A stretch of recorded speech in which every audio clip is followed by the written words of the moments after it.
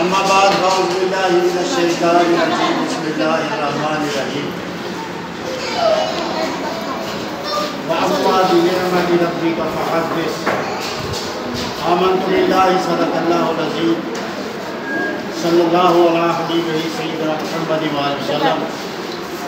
اس سے پہلے کہ میں اپنا وہ مختصر سا بیان آپ کے سامنے پیش کروں، قومی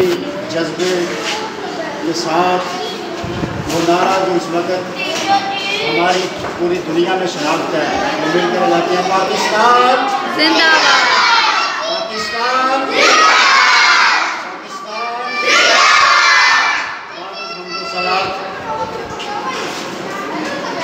آج کے اس عظیم قومی دن 6 ستمبر کے حوالے سے ہم سب سیدہ آمنہ ٹرسٹ میں موجود ہیں اور اپنے ملک و ملت کے لیے جانوں کا نذرانہ پیش کرنے والے ہزاروں شہیدوں کو سلام عقیدت پیش کرنے کے لیے ہم جمع ہیں، اور ساتھ ساتھ ان عظیم ماؤں کے سپوتوں کو، جوانوں کو، جنہیں رب کائنات نے سنت مصطفی پر عمل کرتے ہوئے غازی بننے کا اعزاز عطا فرمایا، ان کو سلام عقیدت پیش کرنے کے لیے ہم سب موجود ہیں۔ میں نے 14 اگست کو بھی یہ بات بتائی تھی کہ ہمارا ملک ہمہ وقت اللہ اور اللہ کے رسول صلی اللہ علیہ وآلہ وسلم کی خاص نگاہ محبت میں، اور اس وقت جو ملک کے حالات ہیں اس میں ہمارا اپنا ذاتی قصور ہے کہ ہم اس ملک کے ساتھ کیا کر رہے ہیں۔ تو بڑے جلے ہوئے دل کے ساتھ ہی کہنا پڑتا ہے کہ پاکستان کے ساتھ کبھی بھی کسی بھی جنگ میں دشمن نے وہ نہیں کیا جو ہمارے حکمرانوں نے اس ملک کے ساتھ کیا ہے، اور اس کا آج حال ہمارے سامنے ہے۔ لیکن چونکہ پاکستان اللہ کے ولیوں کی نگاہ کے فیض سے بنا ہے، اور اس کے بننے کا یہی ایک نعرہ کل بھی تھا اور آج بھی ہے، اور وہ نعرہ یہ ہے کہ اولیاء اللہ کا فیضان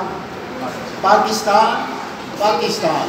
اولیاء اللہ کا فیضان پاکستان، پاکستان، پاکستان۔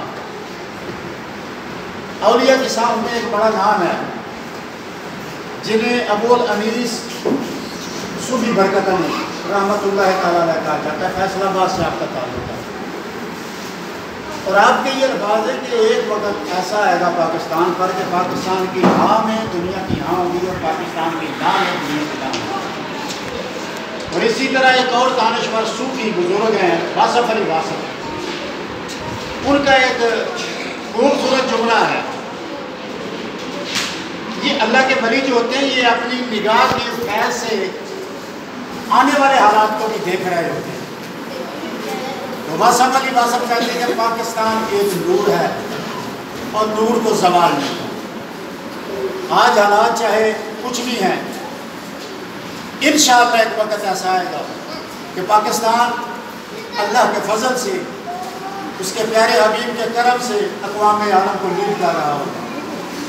اور انشاءاللہ ہماری نسل وہ دن دیکھے گی۔ لیکن اس کے لیے ہمیں اپنے اندر قومی حمیت کو پیدا کرنا ہوگا، اپنے وطن کی ترقی کے لیے ہمہ وقت محنت کرنا ہوگی۔ کسان ہے تو دل جمی سے کھیتوں میں کام کرے، کارخانہ دار ہے تو پروڈکٹس بناتے اور بیچتے وقت ایمانداری کا مظاہرہ کرے، دکاندار ہے تو پورا تولے اور سچ بولے۔ انشاءاللہ آنے والا وقت ہمارا ہی ہوگا، اور پاکستان پھر دنیا کی اقوام میں 206 ملکوں میں انشاءاللہ پہلے نمبر پر ہوگا اللہ اور اللہ کے رسول کے فضل سے۔ 6 نمبر ہمیں اس عظیم قربانی کی یاد دلاتا ہے کہ جس قربانی کے لیے